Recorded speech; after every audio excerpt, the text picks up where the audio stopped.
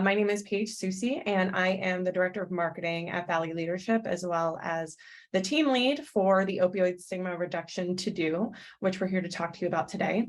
The team and Impact Maker is really an extension of what Valley Leadership is focusing on, which is strategic learning for strategic doing. And the Impact Maker is the production of that. I'll dive into that a little bit more in a minute, but first I'm going to hand it over to Deborah to do her quick introduction. So I got involved in Valley Leadership Impact Maker about, close to 4 or 5 years ago, I guess now. But it was on my heart for a long time because of a personal experience with opioid use disorder. So I want you to look at this slide and think about the different things that businesses are concerned about. Maybe you could unmute and tell me which one of these resonates most for you in your organization, the impact of opioid use disorder on the company. If you're in HR, you're probably thinking of all of these things, right? If you're in finance, you might focus on the business costs. If you're a supervisor, it might be workplace safety.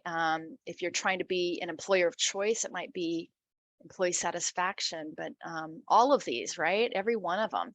Well, the good news is that by talking about openly about opioid use disorder, we really start reducing the stigma, and stigma prevents people from getting help. And we want people to get help if they want to get better, if they're ready. We want there to be fewer barriers, and stigma is such a huge barrier, and it's invisible, right? But by providing support rather than punishment to those who want to get treatment, you can actually improve your organization in each of these areas, not just prevent problems. So addressing opioid use disorder within your organization needs to be part of your business. And I'm so pleased that Dr. Nick Vasquez is here to share some professional advice, because I only have a personal perspective in my research, but I'm very excited for you to hear from him. And we had this little video, but guess what? We have him live today. Yeah, I rewatched the video in preparation. Kind of embarrassing to watch yourself. Not gonna lie. What I was trying to communicate in the video, what I'm trying to communicate now, is that part of my training as an emergency physician is how to save lives. There are a lot of different ways in which we get trained on doing that. But when it comes to opioids, even if I have someone and we give Narcan, that's a short-term solution. They have a longer-term problem, and that's this habit. There's one way that we have tried for decades to try to solve addiction, and I can promise you it doesn't work. And that's telling the person what they're doing wrong, or talking to them about it. Hey, why don't we talk about this? Let's talk about your drug use. And why do you want to be this kind of person? As if it's a moral problem. It's kind of ingrained in human nature to look at these bad habits as moral problems and then try to resolve them by making a moral appeal. And it does not work in addiction. I can do this all day long, and it's not going to save a single life. If I get people treatment, if I get them Narcan, if I get them to understand that they have a problem, all of those things require an invitation. And the biggest block is stigma. There is one thing that all humans are 100% sensitive to. The moment that they feel it, they know it, and that's judgment. If they perceive judgment at all from anyone, there's zero trust and they don't engage. You need to be inviting to the idea that there's a problem that we need to fix. I need to help you. The other thing I want you to remember is that all of us have an emotional brain and a thinking brain. And the emotional brain, which is the one that creates motivation, creates desire, is the thing that gets hijacked in addiction. It's not a moral problem, it's a brain disease where they can't stop thinking about what am I going to do to get my next hit. It's not a thought like, you know what, I'm going to sit there and think I really want to mess up my life. It's just a feeling. And that feeling drives people to do things that are not in their best interest. They need help to overcome that. I hope that was a better version of the speech than the one that we recorded on the video. I believe that perspective will help you understand why stigma is so necessary to reduce, and why an open invitation and an open conversation about addiction are really important. Now, here's some data for you that I hope is eye-opening. You may think you don't have a problem in your company. You may think that the problem is isolated to just a few people. And yet 75% of employers report that opioids has impacted their workplace. About 17% report being well or extremely well prepared to address this issue.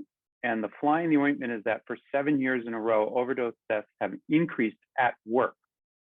So I feel that the first group of people who report they have a problem and the second group of people who say maybe we're well prepared for this indicate that this problem is far more prevalent than we think. And only by having that open conversation and allowing people to have flaws instead of the zero tolerance policy that we've had in the past will allow you to address the opioids in your midst. If you're on this call, it means that you've definitely done the education to understand why it's so important that we reduce stigma and that we create a more supportive structure for our team members and our organizations. But just to put it in actual numbers around the impact of opioid addiction on your business, if you don't do anything, it's the National Safety Council that's developed this form, and they've worked with some other organizations to develop a substance use employer risk calculator. So just for the context of Arizona businesses, we're taking a look at businesses in Arizona, and you can look at other states that have 20 employees in the education, health, or social services sectors.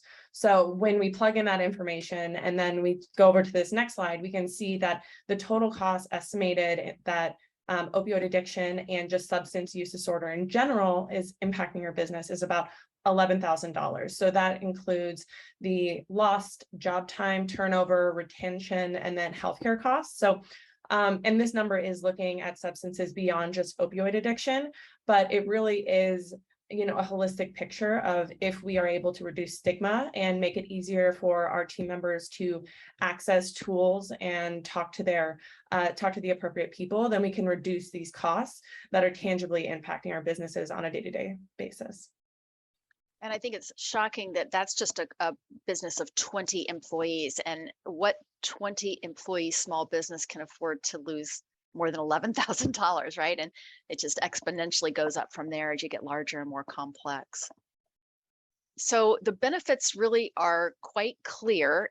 Employers who have strong workplace policies, employee education, health benefits programs, and well-trained managers can create a safe and healthy environment in which both the employee as well as the business can thrive.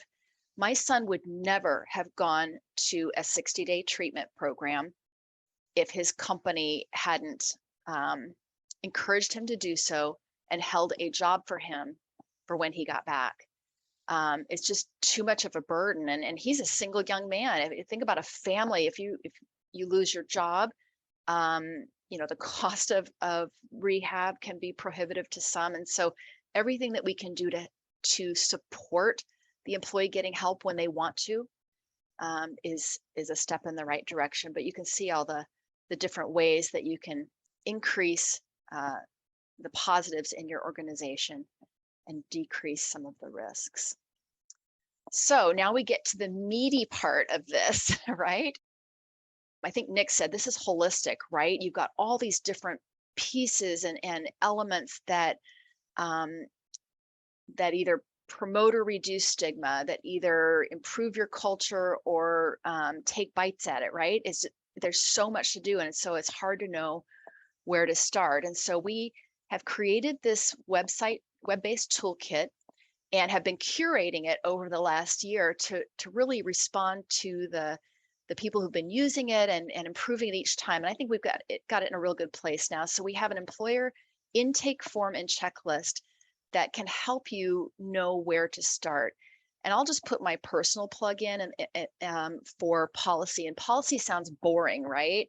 But it's going to guide everything. And I'll just reiterate a point that maybe needs it from this whole presentation. And that is, if you go back and look at your policy and your drug use policy on the job is 10 years old, 15 years old, which many of them are, they don't take into account today's substance use issues.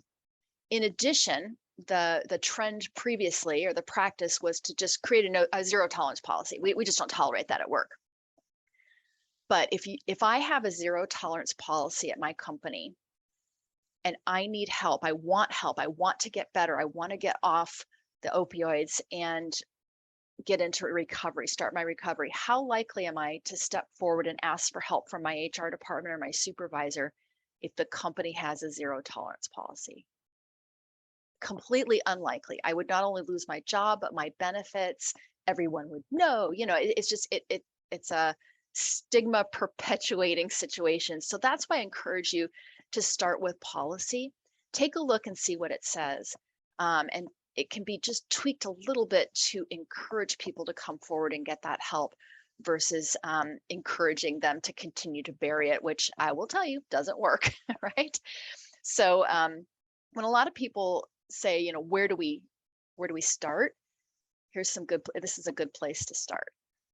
So anyway, this business toolkit is created to help businesses address all of these different areas: leadership, policies, like I just mentioned, communication to supervisors, to employees throughout the organization. There's some HR elements involved as well. You can even employ your benefits provider to help you out, and they may have some advice and resources, right? You're experiencing that now. And then the employee communication themselves. So if you go to oudbiztoolkit.org, you will find the toolkit there.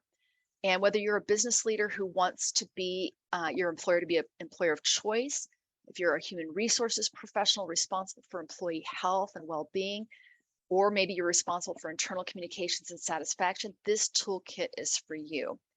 And all these tools are curated from evidence-based sources. So you can trust the information there and the resources there.